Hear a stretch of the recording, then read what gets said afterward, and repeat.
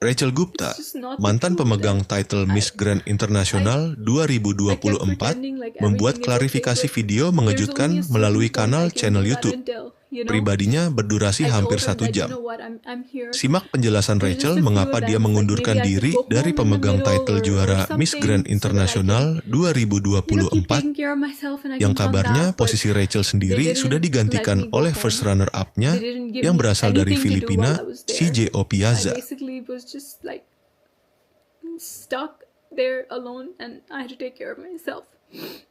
And my mom was so worried about me. After I won, those weeks were some of the most depressing and the hardest weeks of my life, because I was working so much and there was just so much toxicity and negativity in that organization, and every day I would just get I would get more disillusioned, and it would get harder and harder and harder for me.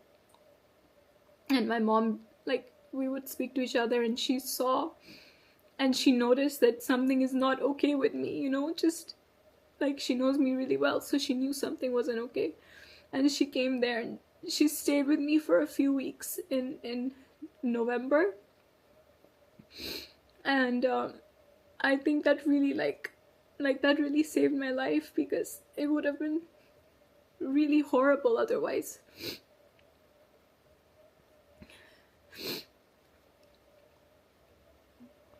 There's also no safety whatsoever. And I'll explain what I mean by this. Is number one, in the house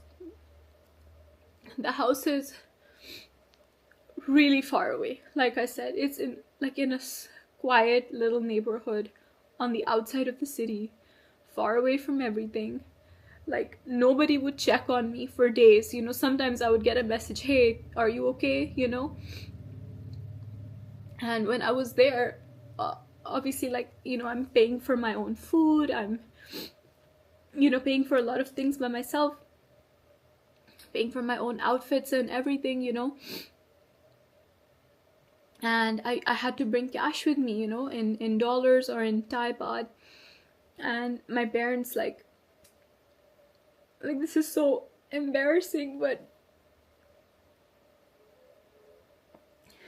I expected after I won that I'd be able to support myself financially, with the prize money and everything. It's like a dream come true.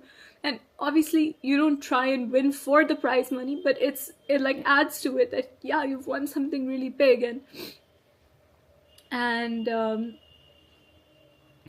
it's only after I won that I realized, their contract says that the prize money will be paid in its entirety at the end of your reign. And before that, there's only a monthly stipend of a small amount, and I was paid my monthly stipend for just the first month, okay, just for the month of November. And they didn't pay me at all after that. And it's so embarrassing. Every time I had to go there, I would ask, my parents, I would ask them to,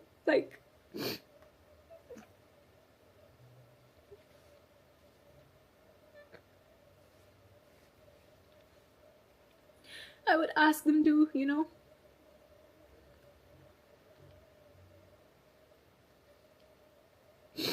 I would ask them to give me money for food, and because I had to take care of that myself.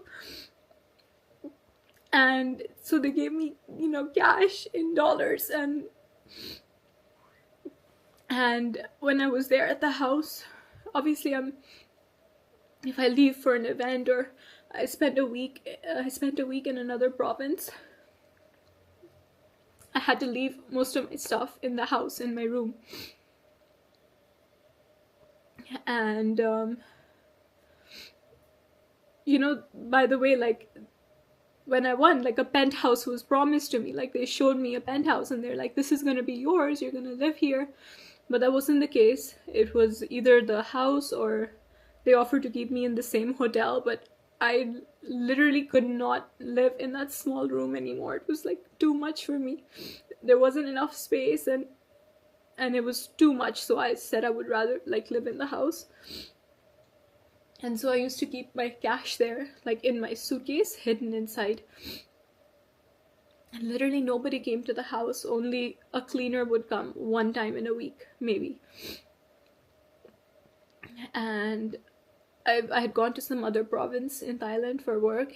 And when I came back, my money, I had around $1,700 with me, you know. And there was $1,000 missing. And it was just, like, I opened my pouch and my rupees were in there and my dollars, and like, I know how I left it, but when I opened it, it was all messy. It was in a different place, and I counted, and instead of $1,700, it was only $700, and so there was $1,000 missing. And I thought, like, maybe I moved it or something. I checked all my suitcases, I checked everything, and I realized, like, this wasn't an accident, you know, like somebody took the money. Somebody came in the house while I was gone. Maybe it wasn't locked. I don't know. And I messaged a representative and I said that, you know, this has happened, and like, it's okay, it's not a big deal, but just please, like, please look into it if you can. Like, please let me know if there's a solution. I didn't hear anything about it. A month later, I messaged again. I'm like, hi, is there any update? I was back in India by this time. And he's like, no, we're still investigating. I was like, okay. Another couple days or weeks, and I asked again. I'm like, what's the update, you know? No update on the money. And then eventually he sends me a message which is like, you know, we can't prove that you had the money, so, you know, there's nothing that we can do. And I spoke to Teresa about it, and I brought up this issue with her. And it's the moment I bring it up with her, like, she starts attacking me and blaming me for it. And I understand, okay, it's my fault. Like, I didn't lock my suitcase, okay, that's my fault. But I never imagined that something like this could happen on company property when I'm there and I'm their responsibility, you know? Like, I'm not a contestant anymore, I'm their queen. And it's their job to take care of me and make sure I'm safe and my things are safe, you know? They can't just say, okay, like, go live by yourself and take care of everything, you know? But she fully blamed me, and she said, she's like, if you go to the police, there's no way you can prove it anyways, you know? And I was like, I'm not thinking of going to the police, you know? I just want you to just try and find out, like, if anything can be done, you know? But she just wanted to blame me, and I realized in that moment that these people will never support me, you know? Like, okay, this was just money, and it was just $1,000, which is still a lot, but if it were anything else, they won't support me, you know? And this reminds me also, we were having dinner, Teresa, me, and some other people, okay? And Teresa starts talking about this one queen she had in the past. And this dinner, there's like 3 or 4 other people there. And she starts talking about the queen's personal life. And she's like, yeah, she lied about being sexually harassed. I don't trust her. She's a liar. And I was like, excuse me, but like, how do you know that she lied, you know? And she's like, I know it, she's a liar, she lied, nothing happened. And I was like, don't you think you should believe your queen? Like, if she told you that she was on a work trip with MGI, I don't know the whole story or who the queen was, but apparently she was on a trip to South Sudan with MGI, and she got sexually harassed by the general manager of the hotel. And she told Teresa, and Teresa says, I asked the general manager, he said nothing happened, I just dropped her in her room. And I realized in that moment that poor girl was probably sexually harassed, and she told the only people who she had at that time with her was Teresa. And they didn't believe her. Like, okay, first of all, how do you prove that something like that happened? It's very difficult, that's very complicated. But if you tell your organization, like, they need to believe you, you know, like, you call yourself mommy for a reason, you need to at least believe your queen and not shit talk her years later at a table with random people, you know. And I realize I would be the next girl. Like, if anything ever happens to me on one of these trips, God forbid, anything, this money is one example, but anything worse, you know, I cannot rely on them for anything, because frankly, they don't care if I live or die.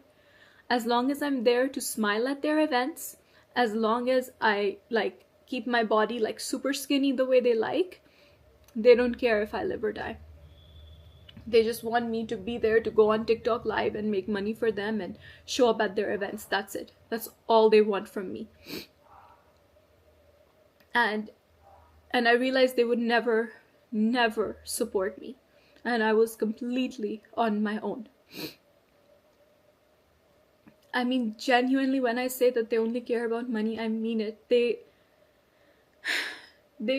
made us sell, you guys know, they made us sell these cheap, tacky products on TikTok, all right? Like we were sales girls. I mean, you've crowned queens, girls who, like, we have careers in our country, we do things, we're well respected, you know, and they're making us sell cheap products on TikTok because it makes them money. And you can't say no because the boss has asked you to do it. But I used to feel so guilty, you know, like people are spending their hard-earned money to buy these like disgusting cheap products, and like nobody has the power to say no. Like if they say, hey, we need you here for TikTok live, you just show up and you do the TikTok live. That's it, you know. And I felt really, really guilty for misleading the fans, because they'll the fans will buy just to support the queen who says buy it, you know. That's what's so special and amazing. But like it baffles me. Like, you have women, you know, like me, for example, a person who's a speaker, who wants to like talk about issues, who wants to create change in the world, who has so many ideas, not just for business but for philanthropic work, and you want her to sell like chili paste and chili sauce and like random things on TikTok? Seriously? I had so many ideas to work with underprivileged children, which I was already doing in my country, and also in Thailand I'd worked with an NGO which I really love, and I wanted to raise awareness because now I have the followers, and that's what I always wanted. You guys know, in my interviews I said the reason I want to win is to bring attention to these matters, is to use my advocacy, you know. Otherwise, what's the point? Like, I'm not doing this for the money because I never got the money. I'm not doing this for the fame, all right, because you have to be popular before you win MGI in order to win. Like, the only reason I'm doing this is so that I can use my voice in a way that matters, you know? Not selling on TikTok, but actually working with charities. Like, they use this whole stop the war and violence thing, but it's all fake. It's a facade. Where is the stop the war and violence? Like where is the work? Where's the advocacy work for that? Like, I'm here, I'm ready to use my voice, I'm ready to work with an NGO, but they don't want to do that because it doesn't make money for them. And I've heard them say, like, now it literally says that this is useless, people don't care about it, it's not entertaining, and it doesn't make money, so we're not going to do it. Like, I'm sorry, but it's not all about entertainment. Being a queen, that's not what pageantry is about, you know. It's about being a global public figure who uses her voice for good, you know. Not these cheap entertainment tactics. I had plans when I was there. I wanted to go to charities. I wanted to visit a blind orphanage, and also, you know, other like slum areas that I had worked in before, and they didn't let me. And they said that it's because like we don't have production team, you know, blah blah blah. They made up reasons. Obviously they didn't want to because it's not paid. And I said, I don't need production team, like my day is free, I'll just go there and, you know, I'll be able to like bring some attention to the cause. And they said no. Like, you can.